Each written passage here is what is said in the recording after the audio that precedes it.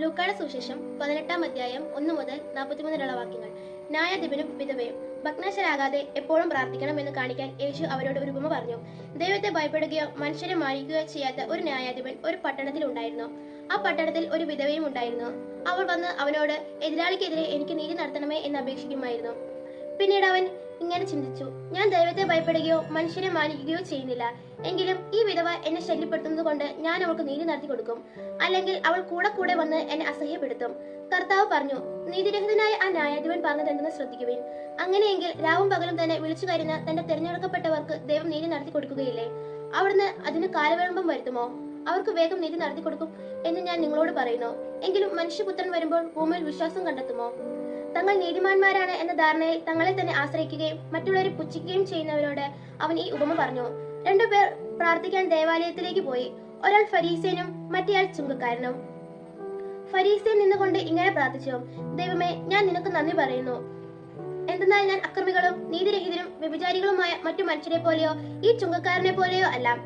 ഞാൻ ആഴ്ചയിൽ 2 പ്രാവശ്യം ഉപവസിക്കുന്നു. ഞാൻ സമ്പാദിക്കുന്ന സകലത്തിന്റെ ദശാംശം കൊടുക്കുന്നു. ആ ചുങ്കക്കാരനാകട്ടെ ദൂരെ നിന്ന് സ്വർഗത്തിലേക്ക് കണ്ണുകൾ ഉയർത്താൻ പോലും ധൈര്യപ്പെടാതെ മാറത്തടിച്ചുകൊണ്ട്, ദൈവമേ, പാപിയായ എന്നിൽ കനിയണമേ എന്ന് പ്രാർത്ഥിച്ചു. ഞാൻ നിങ്ങളോട് പറയുന്നു, ഇവൻ ആ ഫരീസിനേക്കാൾ നീതീകരിക്കപ്പെട്ടവനായി വീട്ടിലേക്ക് മടങ്ങി. എന്തെന്നാൽ തന്നെ തന്നെ ഉയർത്തുന്നവൻ താഴ്ത്തപ്പെടും, തന്നെ തന്നെ താഴ്ത്തുന്നവൻ ഉയർത്തപ്പെടുകയും ചെയ്യും. അവൻ കൈകൾ വെച്ച് അനുഗ്രഹിക്കേണ്ടതിന് ശിശുക്കളെ അവന്റെ അടുത്ത് അവർ കൊണ്ടുവന്നു. അവന്റെ ശിഷ്യന്മാർ ഇത് കണ്ടപ്പോൾ അവരെ ശകാരിച്ചു. എന്നാൽ യേശു അവരെ തന്റെ അടുത്തേക്ക് വിളിച്ചു പറഞ്ഞു, ശിശുക്കൾ എന്റെ അടുത്ത് വരുവാൻ അനുവദിക്കുവിൻ, അവരെ തടയരുത്. എന്നാൽ ദേവരാജ്യം അവരെ പോലുള്ളവരുടേതാണ്. സത്യമായി ഞാൻ നിങ്ങളോട് പറയുന്നു, ശിശുവിനെ പോലെ ദേവരാജ്യം സ്വീകരിക്കാത്ത ആരും അതിൽ പ്രവേശിക്കുകയില്ല. ഒരു അധികാരി അവനോട് ചോദിച്ചു, നല്ലവനായ ഗുരു, നിത്യജീവൻ അവകാശമാക്കാൻ ഞാൻ എന്തു ചെയ്യണം? യേശു പറഞ്ഞു, എന്തുകൊണ്ടാണ് നീ എന്നെ നല്ലവൻ എന്ന് വിളിക്കുന്നത്? ദൈവമല്ലാത്ത നല്ലവനായി മറ്റാരുമില്ലേ? പ്രമാണങ്ങൾ നിനക്കറിയാമല്ലോ. വ്യഭിചാരം ചെയ്യരുത്, കൊല്ലരുത്, മോഷ്ടിക്കരുത്, കള്ളസാക്ഷ്യം പറയരുത്, പിതാവിനെയും മാതാവിനെയും ബഹുമാനിക്കുക. അവൻ പറഞ്ഞു, ചെറുപ്പം മുതലേ ഇവയെല്ലാം ഞാൻ പാലിച്ചിട്ടുണ്ട്. അത് കേട്ട് യേശു പറഞ്ഞു, ഇനിയും നിനക്കൊരു കുറവുണ്ട്. നിനക്കുള്ളതെല്ലാം വിറ്റ് ദരിദ്രർക്ക് കൊടുക്കുക. അപ്പോൾ സ്വർഗത്തിൽ നിനക്കൊരു നിക്ഷേപം ഉണ്ടാകും. അനന്തരം വന്ന് എന്നെ അനുഗമിക്കുക. ഇത് കേട്ടപ്പോൾ അവൻ വളരെ വ്യസനിച്ചു, കാരണം അവൻ വലിയ ധനികനായിരുന്നു. യേശു അവനെ നോക്കിക്കൊണ്ട് പറഞ്ഞു, സമ്പത്തുള്ളവർ ദേവരാജ്യത്തിൽ പ്രവേശിക്കുന്നത് എത്ര ദുഷ്കരം. ധനികൻ ദേവരാജ്യത്തിൽ പ്രവേശിക്കുന്നതിനേക്കാൾ എളുപ്പം ഒട്ടകം സൂചിക്കുഴയിലൂടെ കടന്നു പോകുന്നതാണ്. ഇത് കേട്ടവർ ചോദിച്ചു, അങ്ങനെയെങ്കിൽ രക്ഷ പ്രാപിക്കാൻ ആർക്ക് കഴിയും?